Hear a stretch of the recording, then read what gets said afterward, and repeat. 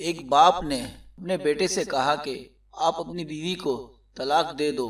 بیٹا حیران بہت ہوا، کیونکہ میاں بیوی بچوں سمیت ہنسی خوشی کی زندگی گزار رہے تھے۔ بیوی میاں کی خدمت کرتی، ہر حالت میں صبر و شکر سے رہتی، مگر والد باضد تھے بیوی کو طلاق دو، اور دلیل یہ دیتے ابراہیم علیہ السلام نے اپنے بیٹے کو طلاق دینے کا کہا تو بیٹے نے طلاق دے دی۔ بیٹا بڑا پریشان ہوا، ایک طرف باپ کا حکم، دوسری طرف بیوی بچوں کے مستقبل تباہ ہو جائے گا۔ اگر حکم کے خلاف کرتا ہے تو اللہ ناراض ہوتا ہے۔ نوجوان نے یہ سن رکھا تھا مفتی کے پاس ہر مسئلے کا حل ہوتا ہے۔ اس نے سوچا موقع اچھا ہے، چلو اس بات کو آزماتے ہیں۔ وہ خوف اور امید کے جذبات لے کر مفتی صاحب کے پاس پہنچا۔ مفتی صاحب نے نوجوان کو گھبرایا ہوا دیکھ کر پوچھا، کیا بات ہے؟ آپ کچھ پریشان نظر آ رہے ہیں۔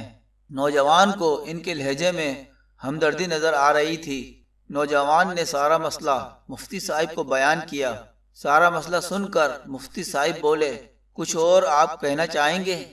نوجوان بولا، ہاں، ایک اہم بات یاد آئی، میری بیوی میرے باپ کے لیے حقہ نہیں تیار کرتی، اب آپ بتائیے میرے لیے کیا حکم ہے؟ مفتی صاحب بولے، اگر مسئلہ ایسے ہی ہے جیسے آپ نے بیان کیا ہے، اگر آپ کے والد صاحب ابراہیم علیہ السلام کی طرح اور آپ اسماعیل علیہ السلام کی طرح ہیں تو طلاق دے دیں ورنہ نہ دیں۔